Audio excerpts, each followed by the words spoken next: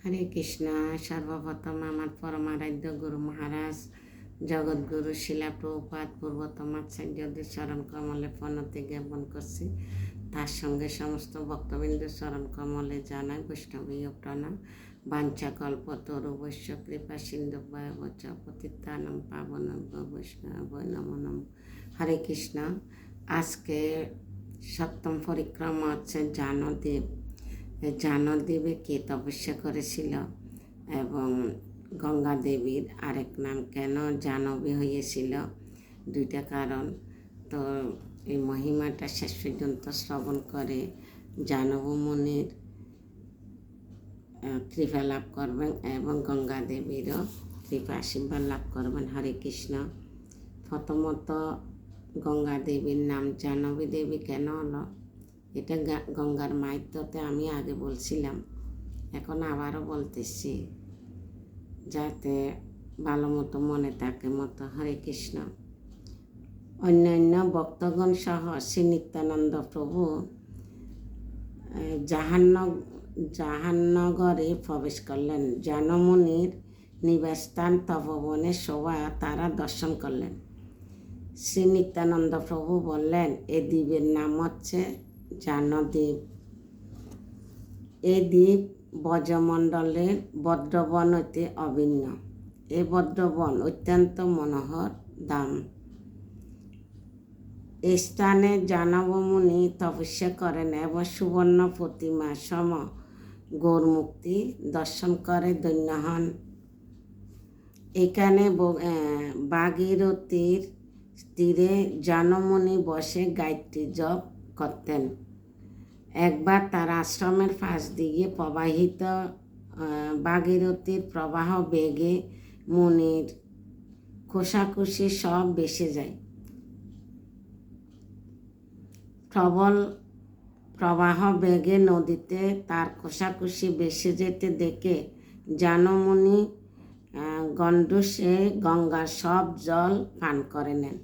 গঙ্গাকে অদৃশ্য হয়ে যেতে দেখে ভগীরথ মনে মনে চিন্তা করতে লাগলেন যে গঙ্গা দেবী কোথায় গেলেন। জাহ্নব মুনি সমস্ত গঙ্গার জল পান করে ফেলছে। উনি সাধারণ মুনি না, কতগুলা জল পান করছে চিন্তা করেন। তখন সেই মহাদ্বীপ রাজা ভগীরথ শ্রদ্ধা সহকারে মুনিকে পূজা করতে লাগলেন। রাজার প্রতি প্রসন্ন হয়ে জাহ্নব মুনি তার নিজ জানু আঁটু থেকে ছেদন করে গঙ্গাকে বের করলেন। এর ফলে তখন থেকে গঙ্গা দেবী জাহ্নবকন্যা বা জাহ্নবী নামে প্রসিদ্ধ হলেন।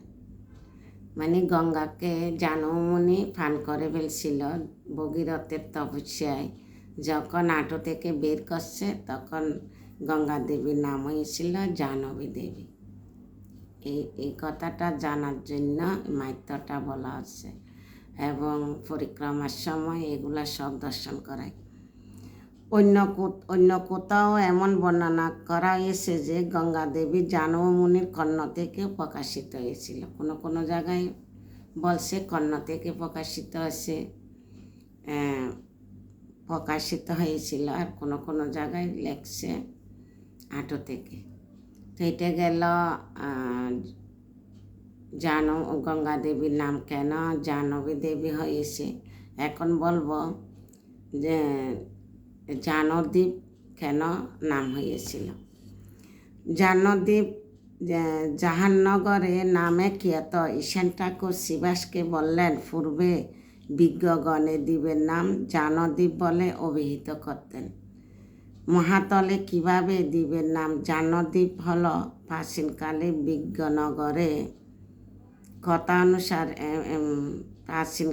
বিজ্ঞগণের কথা অনুসারে আমি তা তোমাকে বলছি।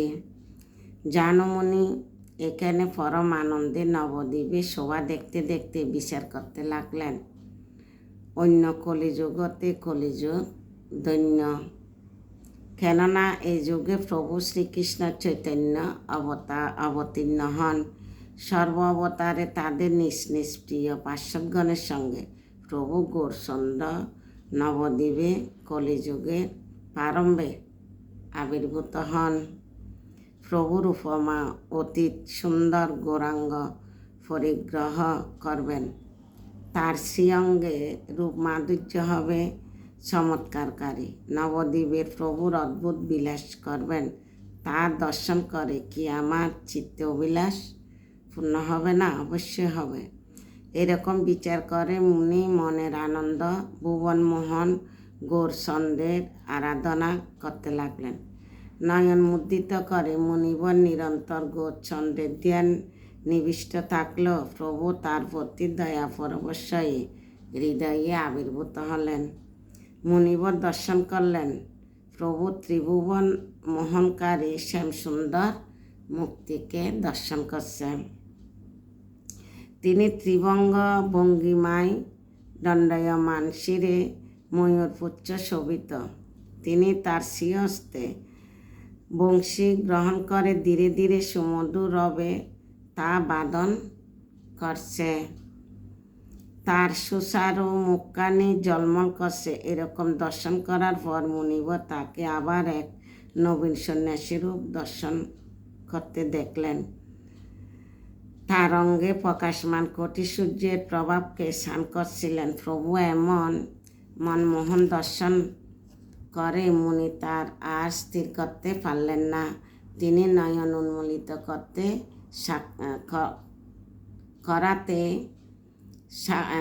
সাক্ষাৎ প্রভু দর্শন লাভ করলেন। তার সুসারু সাচর কেশরাশি সৌন্দর্য ছিল ভুবন মত্তকারী, আর অঙ্গের ভূষণ জলমল করে শোভা পাচ্ছিল। তার রূপে ছটায় জগৎকে আলোকময় করেছিলেন। মলিনতা সন্ন্যাদি ধাতুর দ্বারা তার রূপের উপমা দেওয়া সম্ভব নয়। তার অঙ্গভঙ্গি ছিল কোটি কন্দর্পের দর্পণকারী। প্রভু সেই অনিন্দ সুন্দর ভুবনমোহন রূপ দর্শন করে মণিবর প্রেমা উল্লাসে বিহল হলেন। মুনি চেষ্টা দেখে প্রভু গৌরহরি মুনিকে কৃপা করে তাকে স্থির করলেন। মুনি মহানন্দে প্রভুর পাদতলে পড়ে তার নিজ নেত্র জলে প্রভুর চরণ কমলদ্বয়কে সিদ্ধ করলেন। তার সম্মুখে অনুস্তুতি করে নির্নিমেষ নয়নে তিনি প্রভু শ্রীমুখ দিকে চেয়ে রইলেন। প্রভু তাকে আলিঙ্গন করে বারবার বলতে লাগলেন, তোমার সর্ব মনোরথ সিদ্ধ হবে। এরকম কথা বলে প্রভু অন্তর্ধান হলেন। প্রভুর ইচ্ছায় মুনি ধৈর্য অবলম্বন করলেন। মনে মনে নিঃসৌভাগ্যে তিনি প্রশংসা করতে লাগলেন, আমার তপস্যা এতদিনে সফল হলো বুঝি। এইরকম বিচার করে মুনি চারিদিকে দেখতে লাগলেন। তার নদীয়ার মহিমা বর্ণনা করার মনে কতই না অভিলাষ হতে লাগলো। নিরন্তর তিনি নদিয়া চাঁদের গুণ গাইতে থাকেন, আর অঙ্গ দুলায় দুঃসর হল, নেত্রদ্বয় অস্ত্র দ্বারা সিদ্ধ হল। এভাবে মহানন্দে জানব মুনি এখানে নিবাস করতে থাকেন। সেজন্য বিজ্ঞগণ এই দ্বীপের নাম জাহ্নবী দ্বীপ বলে থাকেন। হরে কৃষ্ণ। তো মুনিদের থেকে শিক্ষা, মুনিরা ভগবানের সেবা চাইছে, সেবা পাইছে। আমরা যদি চাই মনে প্রাণে, তাহলে আমরা ভগবানের সেবা পাব, ভক্তের দর্শন পাব। আর আমরা যদি ভক্ত সঙ্গ করি তাহলে আমাদের ভগবত ভক্তি জাগ্রত হবে, আমরা কলুষ মুক্ত হব। হরে কৃষ্ণ। সবাইকে প্রণাম। আজকে গেল সপ্তম, আর 2টি আছে। তো সবার কাছে অনুরোধ রইল সবাই পরিক্রমা মাহাত্ম্য শ্রবণ করে পরিক্রমার ফল পাবেন। এতে আপনার উপহার হবে, আমারও হবে। তো আর শেয়ার করবেন যাতে আপনার মাধ্যমে অন্যরা শ্রবণ করতে পারে। হরে কৃষ্ণ। সবাইকে প্রণাম। ভুল ত্রুটি নিজে গুণে ক্ষমা করবেন।